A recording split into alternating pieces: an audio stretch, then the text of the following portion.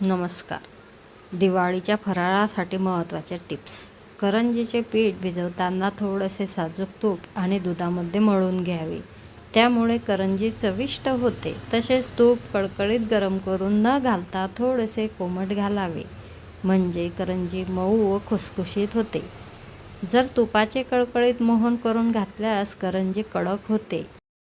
करंजीचं पीठ भिजवल्यानंतर अर्धा तास भिजत ठेवावे व त्यानंतर करंज्या करायला घ्याव्यात, म्हणजे करंज्या एकदम खुसखुशीत होतात. करंजीच्या सारणात सुके खोबरे थोडेसे भाजून घालावे, म्हणजे करंज्या लवकर खराब होत नाही. करंज्या तळताना गॅस मंद ठेवा, म्हणजे करंज्या लाल होणार नाहीत, व्यवस्थित तळल्या जातील. करंज्या तळताना अनेकदा फुटल्या जातात, त्यामुळे त्यातील सारण तेलात पसरते आणि सर्व तेल खराब होते. असे होऊ नये म्हणून करंज्यांच्या कडांना दूध किंवा पाणी लावून बंद कराव्या, म्हणजे करंज्या तळताना फुटणार नाहीत. अनारसे करण्यासाठी तांदूळ जुना असावा.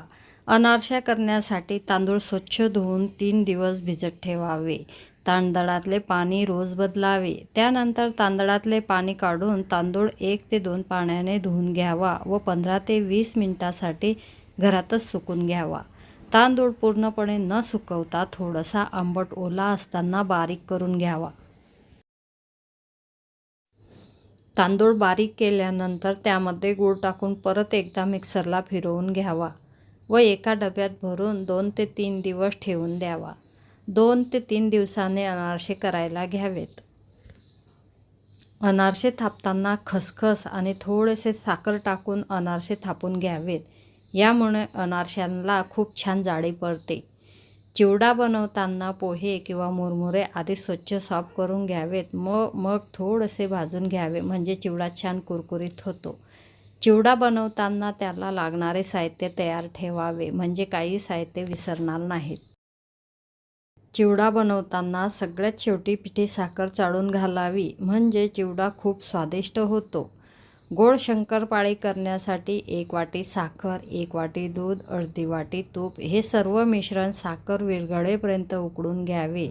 मिश्रण थंड झाल्यावर त्यात जेवढा मैदा बसेल तेवढाच मैदा घालून पीठ मळून घ्यावे. त्यामुळे शंकरपाळी बरोबर होतात. शंकरपाळी लाटताना जाडसर लाटावी, म्हणजे शंकरपाळींना पदर छान सुटतात व खुसखुशीत होतात. शंकरपाळी तळताना मंद ते मध्यम आचेवर तळावी, म्हणजे शंकरपाळी आतूनही छान तळली जाते. बेसन लाडूचे पीठ दळताना रवाळ जाडसर दळून आणावे. बेसन लाडूसाठी पीठ खूप बारीक दळले गेले असेल तर त्यामध्ये थोडासा रवा मिक्स करावा, म्हणजे बेसन लाडू खाताना टाळ्याला चिटकणार नाहीत. बेसन भाजत असताना एकाच वेळी तूप घालू नये. हळूहळू त्यात तुपाचा 1-1 चमचा ओतावा. बेसन पीठ भाजताना मंद आचेवर भाजून घ्यावे, म्हणजे बेसन पीठ व्यवस्थित भाजले जाते. बेसन पिठाला छान रंग आला किंवा सुगंध सुटला की गॅस बंद करावा. भाजलेलं बेसन पीठ थंड झाल्यानंतरच त्यामध्ये पिठी साखर व वेलची पावडर टाकून घ्यावी. गरम बेसन पीठ असतानाच पिठी साखर टाकली तर बेसन पीठ ओलसर होते व लाडू व्यवस्थित वळले जात नाहीत व जास्त दिवसही टिकत नाहीत. कोणत्याही प्रकारचे लाडू बनवताना 1 किलो साहित्यामध्ये फक्त 750 ते 800 ग्रॅम साखर वापरा.